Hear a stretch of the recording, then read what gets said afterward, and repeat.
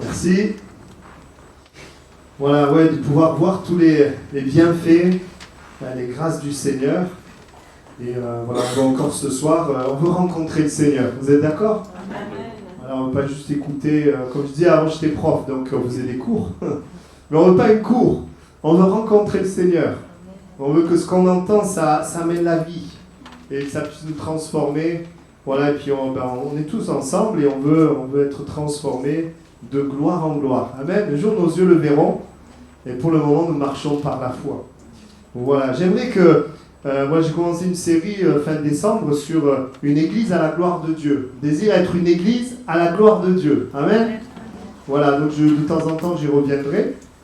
Et ce soir, j'aimerais qu'on voit un second point. J'aimerais qu'on puisse prendre dans Actes chapitre 2, verset 41. J'ai demandé qu'on enregistre les messages, voilà, pour qu'on puisse avoir accès. Voilà, si on n'est pas là, donc si vous n'étiez pas là au mois de décembre, pour écouter le premier sur persévérer dans l'enseignement des apôtres. Alors je reprends la lecture, Actes chapitre 2, verset 41. Ceux qui reçurent de bon cœur sa parole furent baptisés, et en ce jour-là, le nombre des disciples s'augmenta d'environ 3000 âmes. Ils persévéraient dans l'enseignement des apôtres, dans la communion fraternelle, dans la fraction du pain et dans les prières. La crainte s'emparait de chacun, et il se faisait beaucoup de prodiges et de miracles par les apôtres. Tous ceux qui croyaient étaient dans le même lieu, et ils avaient tout en commun. Ils vendaient leurs propriétés et leurs biens, et ils en partageaient le produit entre tous, selon les besoins de chacun. Ils étaient chaque jour tous ensemble assidus au temple. Ils rompaient le pain dans les maisons et prenaient leur nourriture avec joie et simplicité de cœur, louant Dieu et trouvant grâce auprès de tout le peuple. Et le Seigneur ajoutait chaque jour à l'Église ceux qui étaient sauvés. Amen. Voilà, pourquoi on s'intéresse à cette Église, l'Église de Jérusalem, celle qu'on appelle l'Église primitive, la première Église? Eh bien, tout simplement parce que la Bible dit que le Seigneur a ajouté des âmes à l'Église. Amen. Alors nous, si on voit ça, on lit ça, si le Seigneur ajoutait chaque jour à l'Église ceux qui étaient sauvés, c'est qu'on a, pour nous, on a intérêt à voir comment cette Église fonctionnait et un enseignement à retirer. Et je voudrais vraiment, quand on parle de l'Église, que tu ne penses pas que c'est quelque chose d'extérieur à toi. Mais quand on parle de l'Église, c'est moi et toi. En fait, c'est nous en relation avec les autres. C'est ça l'Église. C'est toi en relation avec les autres. Tu ne dis pas, oui, l'Église, c'est les autres. Non, l'Église, c'est moi en relation avec les autres et puis surtout avec Dieu. Sinon, on est un club. Mais on n'est pas un club, on est l'Église. On est en relation les uns avec les autres. Dieu au milieu de nous. Amen. Et donc, c'est parce que on voit que le Seigneur bénissait cette Église qu'on s'intéresse aux caractéristiques qui sont là. Et je le répète, je l'ai dit la dernière fois, même si la Bible nous donne des caractéristiques, il faut bien comprendre que notre but, ce n'est pas de copier ce qu'il faisait, mais c'est de pouvoir vivre, je dirais, la même vie, finalement, la relation avec Dieu, pour que cette relation avec Dieu nous amène dans ces caractéristiques. J'ai pris l'exemple, la Bible dit, vendez leurs propriétés et partagez le bien entre tous. Je ne vais pas vous dire, vendez vos propriétés. Mais par contre, l'Esprit de Dieu qui les animait, les amenait tellement à s'aimer qu'ils en arrivaient là. Et pour nous, l'enseignement, c'est qu'on veut être rempli de l'Esprit pour pouvoir s'aimer de la même manière. Alors peut-être pas, voilà, il faut vraiment que tu agisses pour ça, mais en tout cas, de pouvoir, en tout cas pour ce point-là, nous aimer. Donc ce qui nous intéresse, c'est que le Saint-Esprit au milieu de nous ne peut pas juste s'asseoir quelque chose dont on parle, mais qu'il agisse dans notre cœur pour nous amener dans ces mêmes caractéristiques. Et la première qu'on a vue, c'est que quand le Saint-Esprit agit, eh bien, ils persévéraient dans l'enseignement des apôtres. C'est-à-dire, ils étaient là à écouter l'enseignement, à apprendre, à se laisser enseigner par la parole de Dieu. Amen. Et quelque part, ça donnait aussi un sens à pourquoi on fait des réunions. Parce que des fois, il y en a, ils se convertissent, ils viennent. Des fois, on ne sait pas pourquoi on vient. En fait, on vient parce qu'on a besoin de la parole de Dieu, parce qu'on veut que le Seigneur ajoute des âmes à l'Église, et on a besoin de cette parole parce qu'à l'extérieur, dans le monde, eh bien, il n'y a pas grand-chose qui encourage la foi, mais plutôt, il y a pas mal de choses qui essaient de la détruire.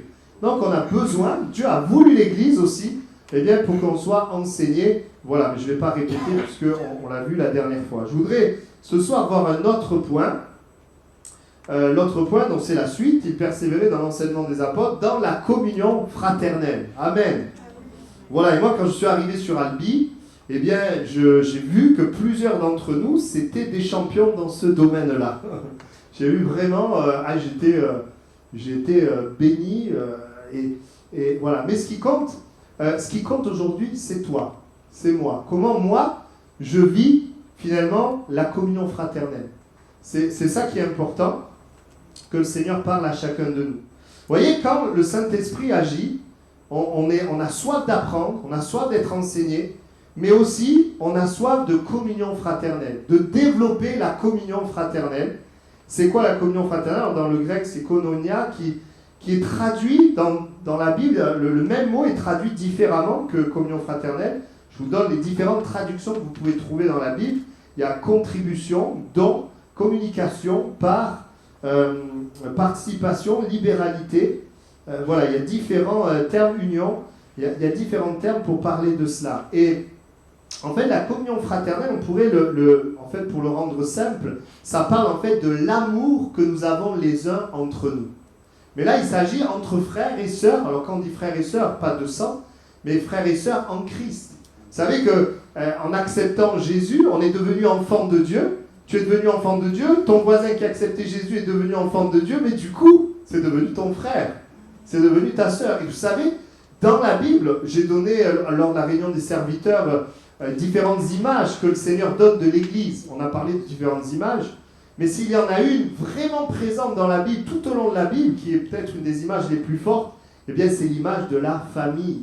L'Église, c'est une famille. Pourquoi je dis que c'est fort? Parce que sans arrêt, quand vous lisez l'Écriture, il est parlé de frères et sœurs. C'est comme ça qu'on les appelle souvent. Et le Seigneur veut agir dans notre cœur, et quand il agit dans notre cœur, eh bien ça nous amène à nous aimer les uns et les autres. À aimer mon frère et ma sœur, bien sûr, c'est un autre message. On va aussi aimer les incroyants, on va aimer les inconvertis, mais le Seigneur va nous amener à nous aimer. Et le Seigneur voudrait ce soir, peut-être t'arrêter et te poser la question, où est-ce que tu en es toi, dans la communion fraternelle? Et vous savez, c'est un véritable défi, parce que profondément, sans Dieu, les hommes, ils sont pénibles. Les hommes déçoivent. Tiens, juste avant d'arriver là, je discutais avec quelqu'un, et qui me disait, ouais, moi, ce qui est compliqué, c'est les êtres humains. Mais moi, je comprends. Encore aujourd'hui, je faisais un entretien, une personne qui vit une sorte d'injustice, quoi. Une adulte qui reprend une formation et la personne l'a virée devant tout le monde comme ça. C'est pas facile. On se retrouve dans des situations où voilà, s'aimer, aimer l'autre, c'est pas facile. Et quand on a été, vous savez, blessé, quand on a eu des mauvaises expériences, vous savez, c'est plus facile de se recroqueviller sur soi, ou peut-être d'aller vers ceux qui peut-être ne nous déçoivent pas, bon, même si ça n'existe pas, mais ce qui nous déçoivent moins, peut-être. Et c'est pour ça que c'est un véritable défi que de pouvoir s'ouvrir aux autres. Vous savez, quand vous êtes blessé, on se referme. Hein. Et vous voyez, quand le Seigneur agit, eh bien, il va nous amener à nous aimer les uns les autres. Est-ce que vous êtes d'accord? Amen. Merci pour les Amen. Voilà, il persévérait dans la communion fraternelle. Je voudrais lire 1 Thessaloniciens chapitre 4. 1 Thessaloniciens chapitre 4.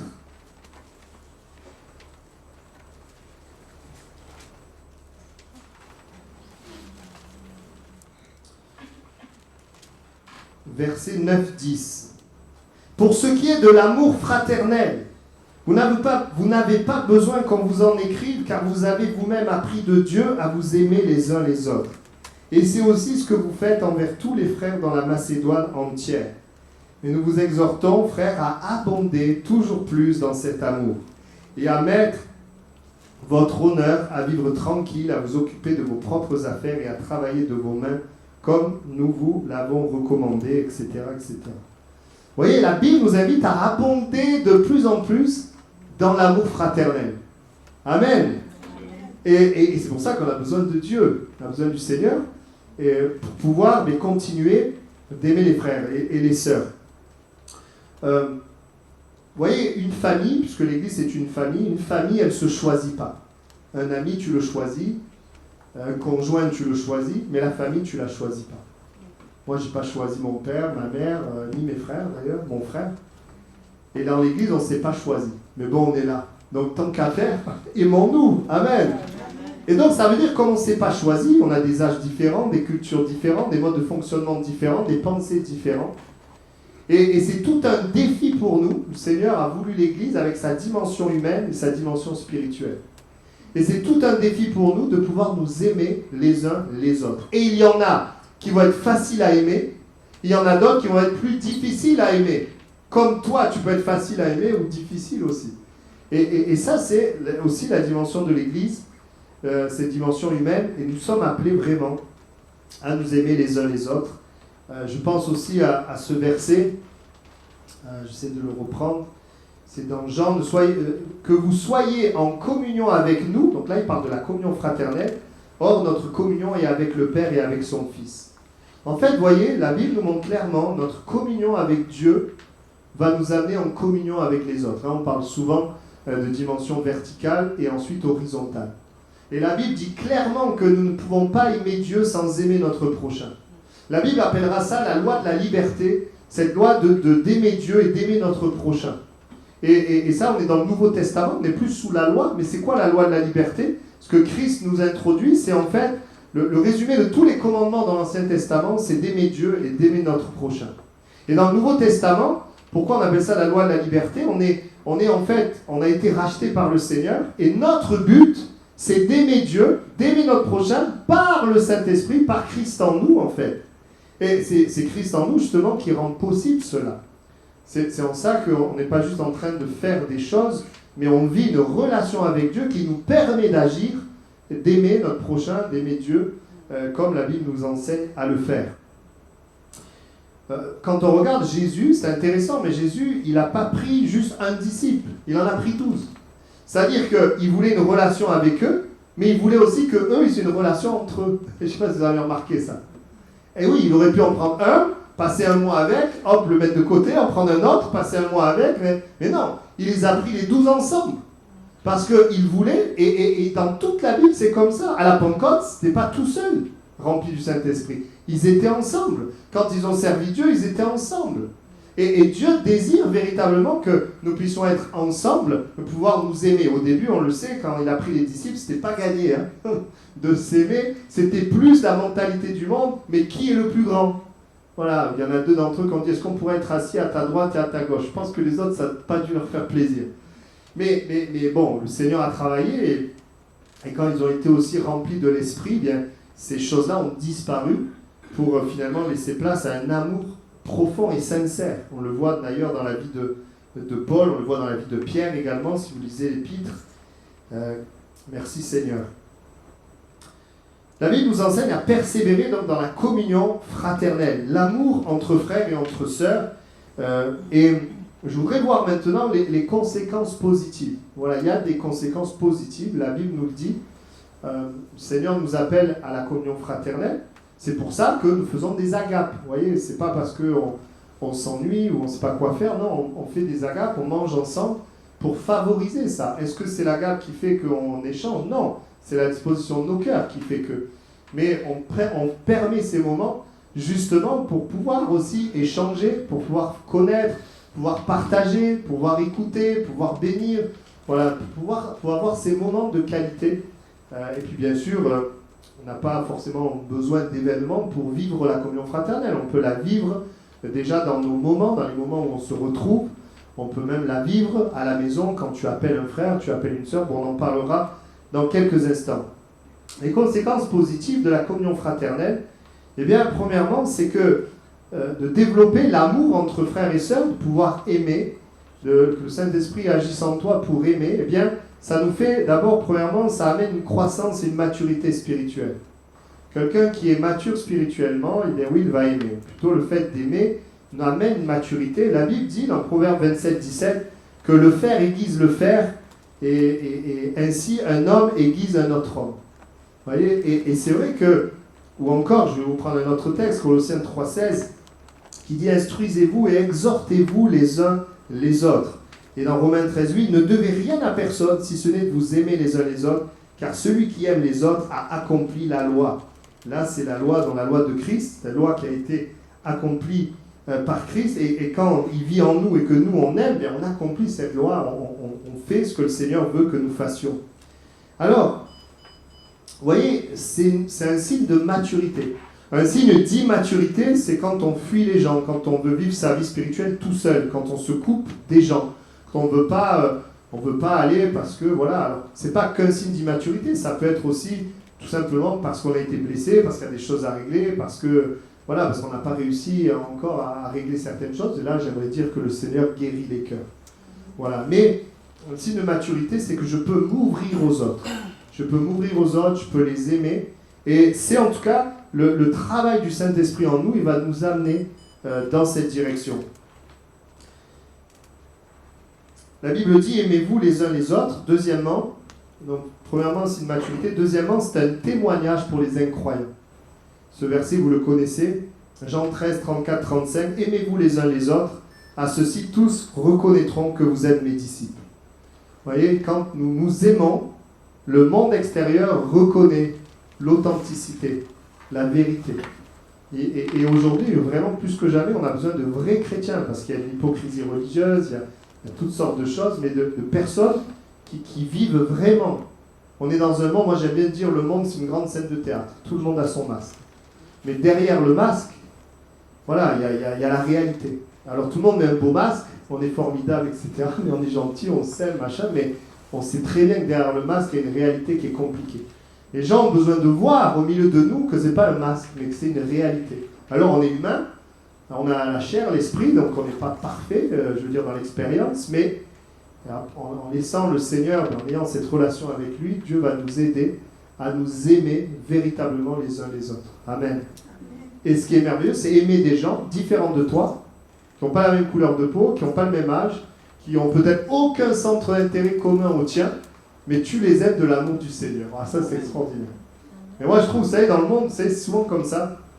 Une fois, tu vois quelqu'un, il voit que la personne voit que la personne, elle pense comme elle. Alors, comme elle pense comme moi, ben, toi, je t'aime bien. Tu vois. En fait, ce que j'aime chez toi, c'est moi. C'est ça, en fait. Mais la réalité, le véritable amour, le défi, c'est d'aimer quelqu'un qui pense différemment de toi. Qui est différent de toi. C'est pas parce qu'on l'aime pas parce qu'il pense comme moi, ou parce qu'il est comme moi, ou parce que même si c'est super quand on a des points communs, mais on l'aime parce que tout simplement, c'est l'amour du Seigneur.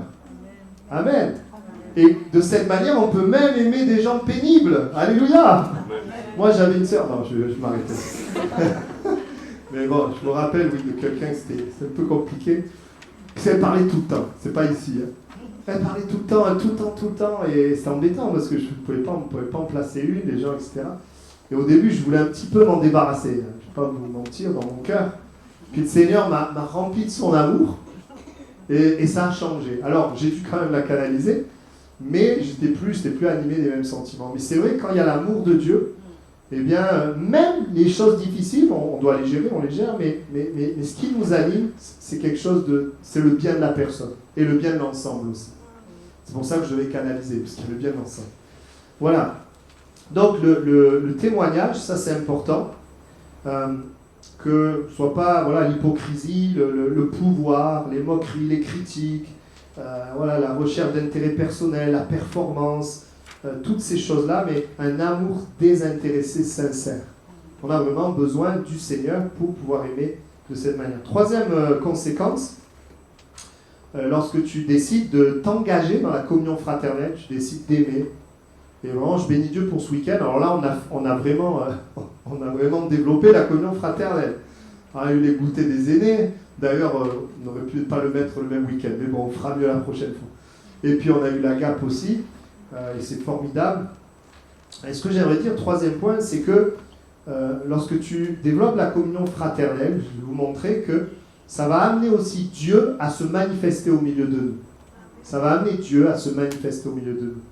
Dans Matthieu 18, 20, ce verset vous le connaissez, il est dit, mais je voudrais le mettre en lien avec un autre verset, là où 2 ou 3 sont assemblés en mon nom, je suis au milieu d'eux. Donc le Seigneur dit quand on est 2 ou 3, il est au milieu de nous, c'est particulier. Mais je voudrais montrer que c'est pas, nous on ne veut pas juste l'omniprésence de Dieu. C'est-à-dire Dieu est là, mais bon, qu'il soit là ou pas là, on ne voit pas la différence. Parce que vous savez que Dieu il est omniprésent. Il est partout là. Mais ce n'est pas parce qu'il est partout qu'il se manifeste. Mais moi, je voudrais vous parler, non seulement il est là, mais il se manifeste. C'est-à-dire, il parle, il agit, il fait quelque chose. On lui laisse la possibilité de faire quelque chose. Et ça, c'est le psaume 133, où il est dit, mais qu'il est doux pour des frères de demeurer ensemble. C'est là que l'Éternel envoie la bénédiction, la vie pour l'éternité.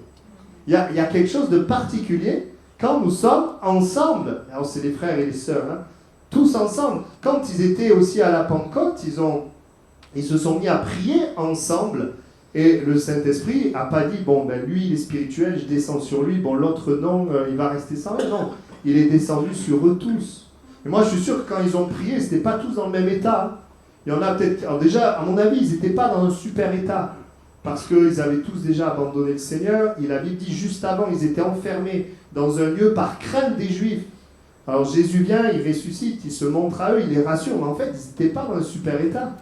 Ils sont là parce que Jésus leur a dit, ils ont cru et ils prient malgré leur crainte, leur peur. Mais le fait d'être ensemble fait que Dieu va se manifester en fait. Et une flamme de feu va venir sur eux, ils vont être remplis d'assurance, de foi, et ils vont servir le Seigneur malgré l'opposition. Et ça, c'est merveilleux. Quand on est aussi ensemble pour nous approcher de Dieu, comme les temps de jeûne et prière, eh bien, nous voyons Dieu se manifester. Dieu se manifester. Quatrièmement, la Bible dit aussi que le fait de développer la communion fraternelle va amener une force et un soutien. La Bible dit, dans Ecclésiaste 4, 9, 12, « Deux valent mieux qu'un. Si l'un tombe, l'autre relève son compagnon. » Amen. Et oui. Ou encore Galates 6, 2, « Portez les fardeaux les uns des autres. » Et oui, quand on est plusieurs, on peut s'encourager, on peut soutenir, on peut supporter, dans le sens de porter. On n'est pas seul dans nos problèmes, mais on peut s'encourager. Alors, moi, c'est vrai que quand j'étais pasteur, forcément, on prie pour les gens tout le temps, on porte des gens, jusqu'au jour où c'est moi qui ai été en difficulté. J'étais en Israël pour un voyage, je devais mener tout un groupe, et le premier jour, je suis tombé gravement malade. Et là, j'ai eu peur, parce que j'étais dans un pays étranger, je n'arrivais pas à me lever, j'ai dit, mais comment je vais faire? Je dois amener tout le groupe, je ne savais pas comment faire, et l'église a prié pour moi. Et ça a été un miracle, puisque le lendemain, j'étais complètement rétabli, ce qui était pour moi extraordinaire, et ça a beaucoup touché mon cœur, que l'Église prie pour moi. Plus que quand moi je prie pour les autres. Parce que des fois, vous savez, on a l'impression de passer les sujets. Hein. Mais en fait, chaque âme est importante. Et je voudrais vous encourager.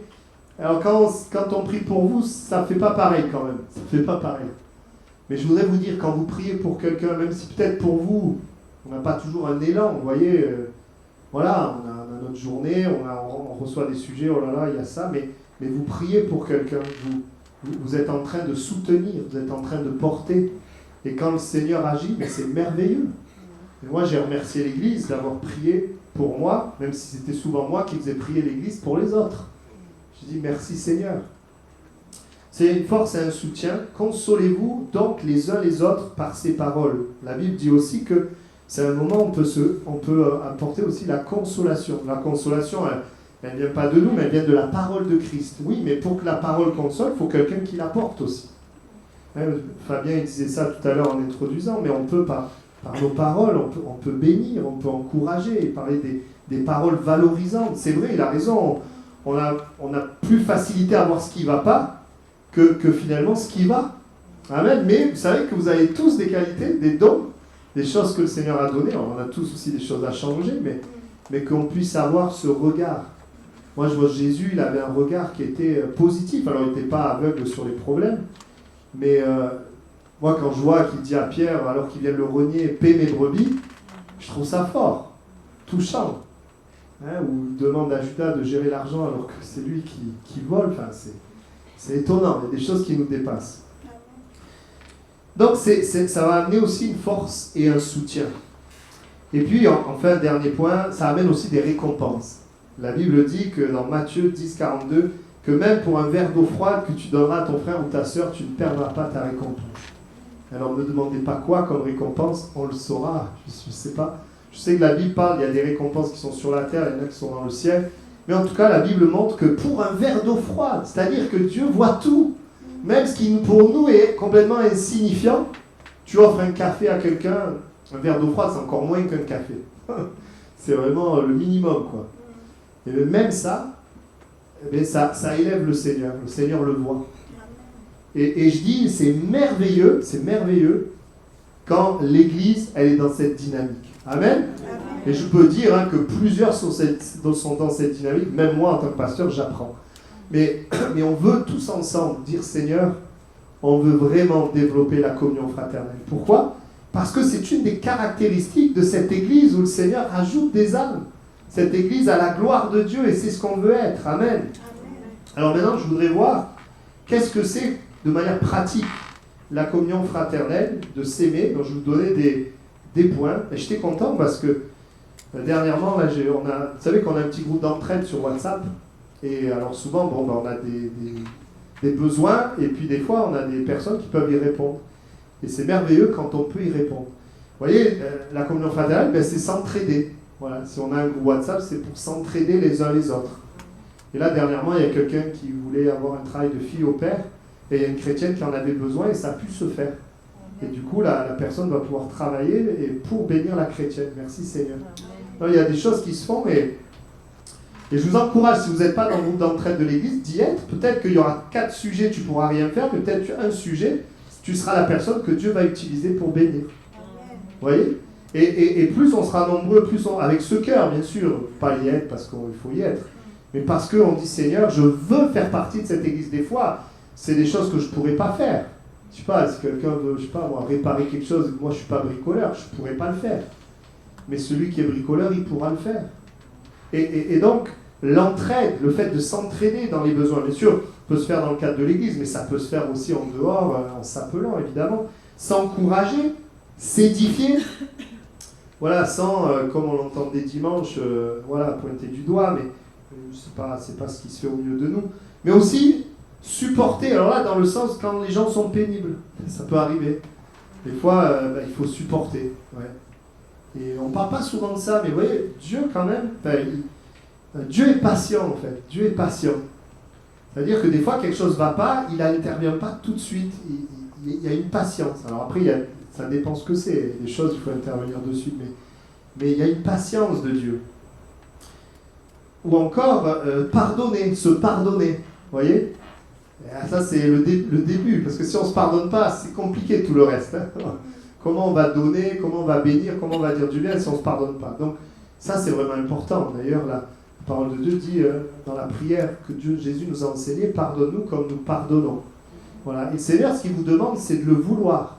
Et si tu le veux, lui donne le pouvoir. Mais ça, c'est de dire Seigneur, on veut. Et quelque chose qui nous aide à pardonner, c'est de comprendre comment Dieu m'a pardonné moi de ce qui était impardonnable.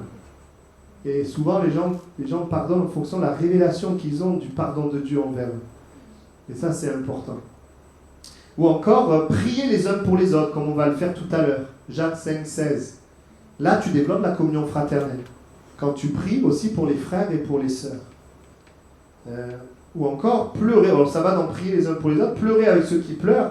Se réjouir avec ceux qui se réjouissent. Amen.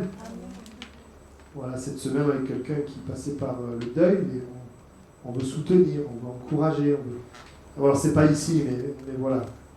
C'est le frère qui a monté la clim, là, vous voyez, qui est passé par le deuil. Et donc, on veut s'encourager, on veut prier les uns pour les autres, on veut bénir. Encore, qu'est-ce qu'il y a ? Servir. Amen. Quand on sert, hein, merci à tous ceux qui ont servi là, ce week-end, et puis tous ceux qui sont impliqués dans l'église, là, de manière régulière, fidèle. Vous êtes en train de développer aussi la communion fraternelle, vous servez les frères et les sœurs, même les deux qui sont au fond là-bas, font la sono, la vidéo, ils sont en train de nous servir. Et ça, c'est précieux aussi. Amen. De servir, il y a plein de services dans l'église. Amen. Puis on peut servir aussi en dehors de l'église les frères et sœurs. Et je sais que ça s'est fait ici, ça se fait, gloire à Dieu pour ça.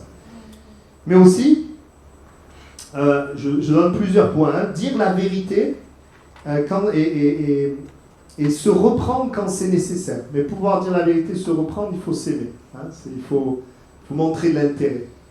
La première parole que tu vas donner, c'est pas forcément bien que ça soit de le reprendre. mais voilà, de dire la vérité aussi. La Bible dit, si ton frère a péché, va et reprends-le entre toi et lui seul. Voilà, d'être capable aussi. Alors c'est sûr que c'est pas évident, il faut quand même une relation, mais de pouvoir dire la vérité. La flatterie, même si ça paraît bien, ne l'est pas. Ne pas choquer les autres. La Bible dit de ne pas être une occasion de chute pour les autres. Quand un frère ou une sœur n'ont pas compris les mêmes choses que toi, de ne pas l'écraser de ta connaissance, ou peut-être aussi des choses sont peut-être pour lui importantes. Toi, tu sais que en Christ, tu es libre, il n'y a plus tout ça, mais de respecter ça, de ne pas le choquer. Moi, je me rappelle, on avait des frères américains, ils ne boivent pas de vin du tout, vous voyez. Voilà, pour différentes raisons. Moi, quand ils étaient là, je ne buvais pas de vin, pas les choquer.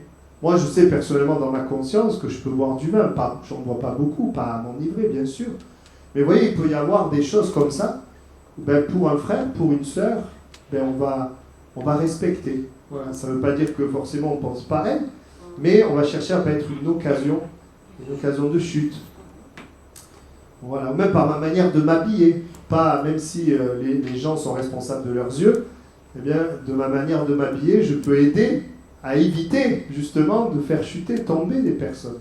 Même si les gens, comme je dis, sont responsables de leurs pensées, de leurs yeux. Donc, il y a ces aspects-là aussi, font partie de l'amour. Ou encore accueillir. Amen. Amen. Je vous encourage tous à aller dans une autre église. Alors une fois, pas 3000 fois, mais écoutez-moi, attendez.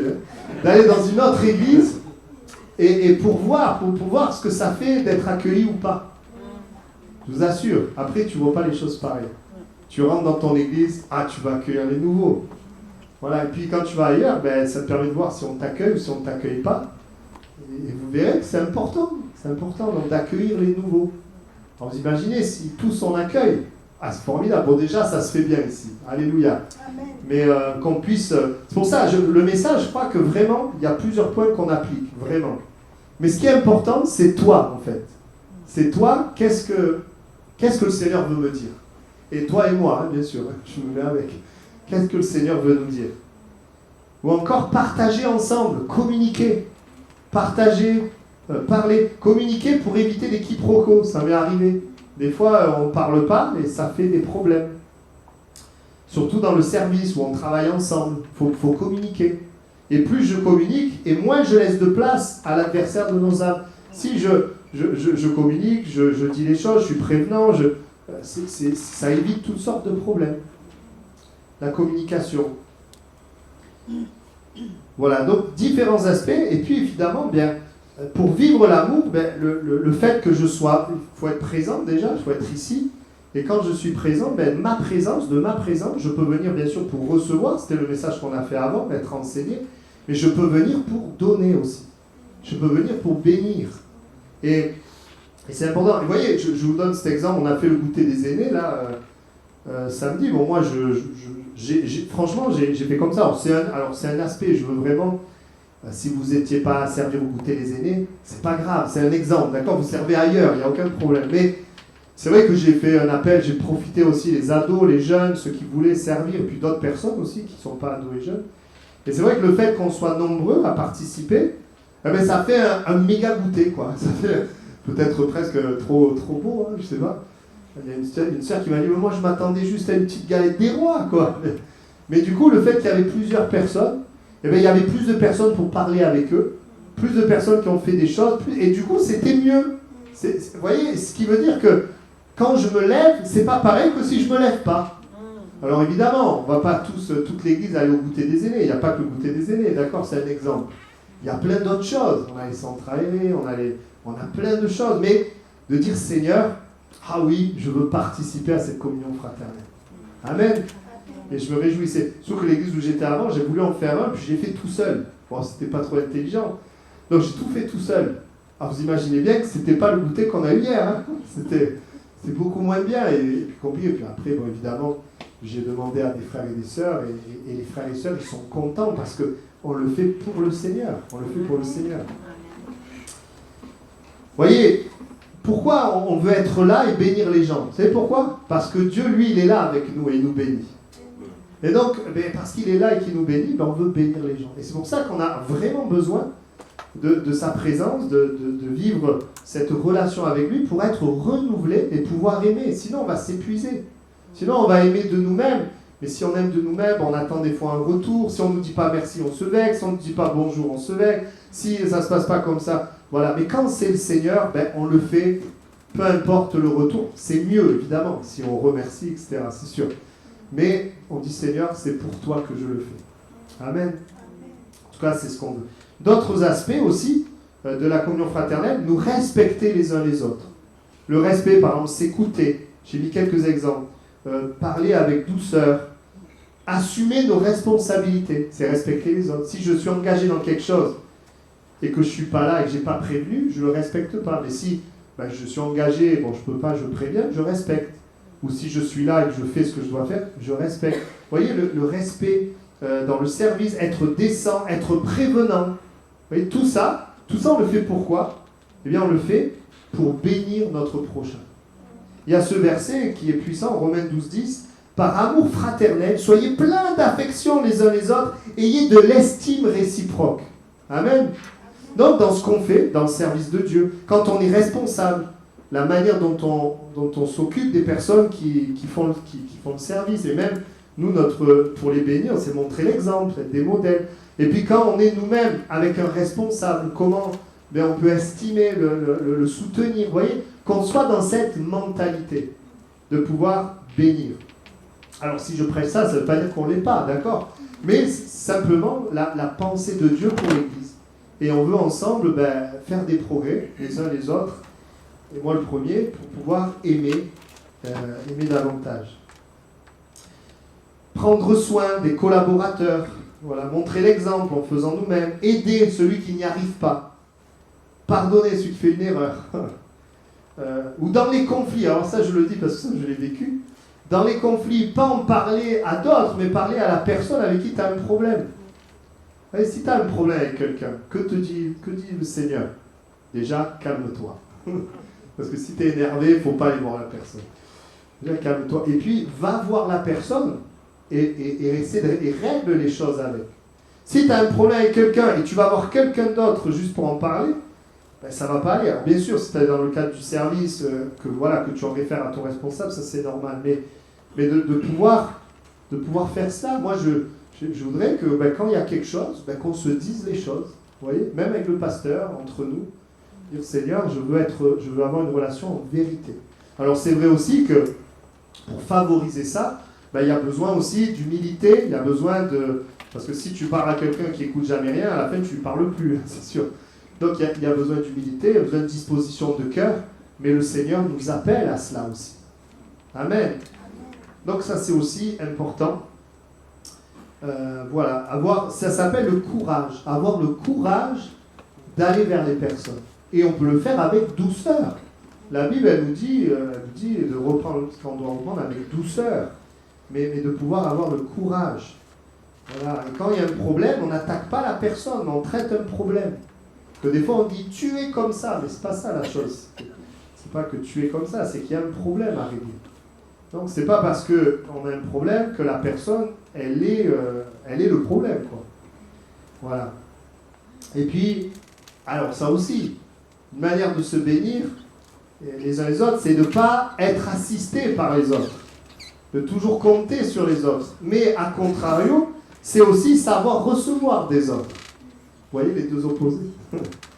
Voilà, on ne veut pas être assisté, toujours dépendre des autres, mais on veut aussi savoir recevoir des autres. Il y en a, ils ne veulent pas recevoir des autres, ils veulent... voilà. Et tout ça, c'est aussi la communion fraternelle. Apprendre à être vrai les uns avec les autres, sans la flatterie, sans l'hypocrisie. Dans l'offense, quand il y a une offense, avoir d'abord trouvé, je le disais, la paix avec Dieu, pardonner, puis régler, en parler. Et puis j'aimerais dire ceci, honnêtement, il y a un vrai défi. Comment on peut finalement s'aimer, fonctionner ensemble, alors qu'on est si différents ? Je ne sais pas si vous y avez pensé ça. Comment moi, je suis pasteur, je veux amener une direction. Pourquoi vous suivriez la direction, puisqu'on est tous différents ? Eh bien, ce qui va nous unir, c'est la parole de Dieu. C'est ça qui va faire qu'on va pouvoir aller ensemble dans une même direction. Parce que là où on est tous d'accord, normalement, si on veut plaire à Dieu, eh bien, c'est de s'accorder sur la parole de Dieu. Encore faut-il la comprendre de la même manière, c'est sûr. Mais on veut s'aimer parce que c'est la parole de Dieu qui nous le dit, puis on veut aller dans le sens de la parole de Dieu. Voilà. Et ça, c'est aussi quelque chose qui est important, agir selon la parole. Parce que dans communion fraternelle, il y a union. Vous voyez, communion, il y a union. Donc on veut s'aimer, et on veut s'aimer, mais on veut aussi aller dans une direction qui est tout simplement la gloire de Dieu. Agir sur la gloire de Dieu. Je vois le temps qui passe, il faut que je termine. Je termine donc. Comment le vivre, comment arriver à vivre la communion fraternelle, alors qu'on le sait, les hommes déçoivent, les chrétiens déçoivent souvent. Comment on peut le vivre? Je dirais 3 choses. La première, c'est une compréhension du plan de Dieu. Nous devons comprendre que le plan de Dieu, et ça je voudrais vraiment insister, si vous devez écouter un moment du message, c'est maintenant. Vous voyez, Jésus, il a quitté le ciel. Je ne sais pas si vous imaginez, Jésus était roi, Dieu, enfin il est roi, il est Dieu. Il quitte le ciel, il vient parmi les hommes, il se limite à devoir dormir, manger comme les hommes. Il quitte sa gloire, il vient parmi les hommes, il accepte de souffrir, jusqu'à aller mourir sur la croix. Et tout ça pourquoi? Tout ça pour aimer les hommes. Alors nous, en tant qu'Église, on doit comprendre, c'est hyper important, on doit comprendre qu'au-delà de tout ce qu'on peut faire, les chaises que tu vois, les tables, les programmes, les événements, que ce qui est important, bien sûr, c'est Dieu, mais c'est les êtres humains, en fait, c'est les hommes. Si le Seigneur a fait tout ça pour le salut des hommes, ben nous voulons aimer aussi de la même manière. Amen. Et qu'est-ce que Jésus a laissé aux disciples avant de mourir? Qu'est-ce qu'il a fait? Il les a pris et il leur a lavé les pieds. Il leur a lavé les pieds pour leur montrer qu'en fait, celui qui est grand dans le royaume, c'est celui qui sert. Et que ce que Jésus voulait, c'était qu'ils puissent s'aimer les uns les autres. Se bénir les uns les autres, se servir les uns les autres. Et c'est vraiment ce que nous voulons faire au milieu de nous. Alors nous le faisons. Mais moi, ce que je souhaite, c'est que le Seigneur puisse parler à chacun de nos cœurs pour nous encourager déjà. Amen. Pour que tu saches que ce que tu fais pour ton frère, pour ta sœur, le Seigneur, il le voit. Mais peut-être aussi laisser le Seigneur peut-être nous parler pour pouvoir aller peut-être plus loin. Donc, d'abord, une compréhension. Le sens de l'Église. L'Église, c'est l'épouse. Et pour aimer l'époux et nous aimer, et le besoin humain universel, le langage universel que tout le monde comprend, c'est l'amour. Tu prends un Mexicain, un Coréen, un Français, ils ont besoin d'être aimés et aimés. Ils ont besoin d'aimer. Amen. Et je dis aussi que c'est bon dans l'Église d'avoir des frères et sœurs avec qui on peut se confier, avec qui on peut prier, on a des affinités. C'est pas un mal d'avoir des affinités. On s'aime tous les uns les autres. Après, forcément, on va peut-être développer plus de relations. Et le deuxième point, comment le faire? Eh bien, il nous faut, je parlerai de la volonté. La Bible dit, celui qui s'isole cherche ce qui lui plaît. Ne pas chercher ce qui nous plaît, parce que des fois, on n'a pas envie. Moi, je sais qu'à l'époque, je n'aimais pas du tout parler devant les gens, ça ne me plaisait pas. Mais on ne cherche pas ce qui nous plaît, mais on cherche ce qui plaît à Dieu. Non, le deuxième point, le premier point, c'est comprendre qu'en fait, Jésus, il a fait tout ça pour aimer les hommes. Donc moi, je dois aimer aussi. Et deuxièmement, c'est que je dois le vouloir. Pourquoi le vouloir? Parce que parfois, dans ton âme ne le veut pas. Des fois, il y a ton passé, des fois, il y a des expériences négatives, il peut y avoir toutes sortes de choses. Alors après, bien sûr, parfois, il y a vraiment besoin que Dieu guérisse. Parce que tu peux pas t'ouvrir si tu as été blessé. Voilà, il faut que le Seigneur guérisse, c'est vrai. Mais de dire, Seigneur, je veux chercher ce qui plaît à Dieu. Je veux vraiment le vouloir, malgré peut-être mes ressentis, malgré mes raisonnements. Ah tiens, lui, il a une tête, peut-être que ça ne va pas passer. Voilà, non, je vais au-delà de tout ça. Et je dis, Seigneur, moi, je veux aimer. Et troisièmement, eh bien, aimer Dieu, aimer son prochain, c'est par Dieu qu'on peut le faire. Donc, par la communion avec Dieu, par le Saint-Esprit. On a besoin de cette communion avec le Seigneur personnel. On a besoin de prendre ce temps avec lui parce que c'est lui qui nous remplit pour pouvoir nous aimer les uns les autres. Amen. J'ai eu une pensée aussi avant de prier. Il y a un bon remède à tes problèmes, un très bon remède à tes problèmes, c'est de t'occuper des autres. Quand tu t'occupes, tu pries pour les autres, le Seigneur s'occupe de toi. Alors, ça ne veut pas dire qu'il ne faut pas t'occuper de toi, c'est pas ce que je dis, mais des fois on est centré tout le temps sur nous, sur nos problèmes, et on n'avance pas, on ne décolle pas. Mais des fois, de simplement dire, Seigneur, je ne veux pas me centrer sur moi, mon problème. Bon, je te l'ai apporté, j'ai prié, bon, ce n'est pas la peine de le ressasser, mais maintenant je veux ouvrir mon cœur pour les autres, parce qu'il y en a d'autres qui souffrent. Il y en a d'autres qui ont besoin de la grâce de Dieu. Et je voudrais t'encourager vraiment, c'est vraiment vrai, le Seigneur va agir et renouveler. On va incliner nos têtes quelques instants. Et avant, on va avoir un temps aujourd'hui de prière ensemble, mais par petits groupes, mais avant de faire des petits groupes, Je voudrais te poser cette question et qu'on se pose tous ensemble. Où est-ce que j'en suis dans la communion fraternelle? Qu'est-ce que je vis? Et peut-être encourager, quand il y a des choses proposées à l'église, alors des fois on ne peut pas, mais peut-être de temps en temps on fait des agaves, ou tout simplement dans nos réunions, même le culte, ça peut être un moment de communion fraternelle. Après la réunion, on peut échanger, on peut aller vers quelqu'un, on n'est pas obligé d'aller toujours vers les mêmes personnes, mais on peut avoir un moment, on peut même prier avant le culte. Sers-toi de moi ce matin. Vous voyez, de dire, Seigneur, où est-ce que j'en suis dans ma communion fraternelle? Est-ce que je désire aller plus loin et laisser Dieu m'amener à faire face peut-être aux obstacles aussi?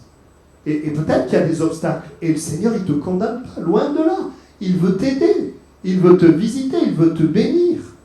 Peut-être parfois il y a des blessures, besoin de guérison.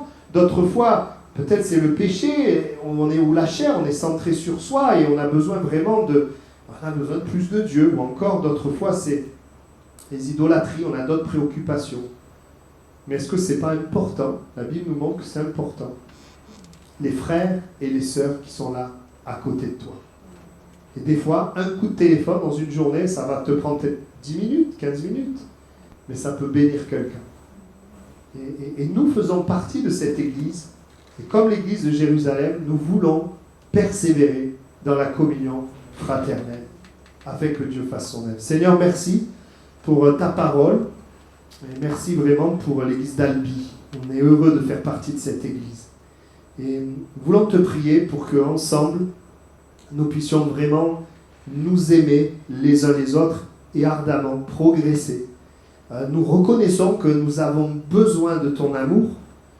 Il y a tellement de choses que nous pouvons faire. On n'a pas parlé de l'hospitalité, mais il y a tellement de choses, Seigneur, qui sont possibles. Et je te prie de nous aider, Seigneur, à élever ton nom, à glorifier ton nom. Merci de, peut-être par ton esprit, de nous faire penser à des choses. Peut-être nous travailler sur des points, sur des choses. Et viens aussi encourager et faire du bien. Je prie peut-être pour ceux qui ont des problèmes dans les relations humaines, peut-être à cause du passé, à cause de choses qui se sont passées. Merci parce que tu es vraiment celui qui nous guérit, celui qui nous remplit de ton amour. Oh, tu es ce Dieu étonnant, tout-puissant. Et je prie vraiment, s'il y avait des personnes ce soir qui ont peut-être du mal à s'ouvrir aux autres à cause de choses qui se sont passées, je te prie de les visiter, je te prie de les guérir. Je crois que ça peut être un temps, Seigneur, de guérison parce que tu es au milieu de nous. Merci pour ta grâce, Seigneur. Amen.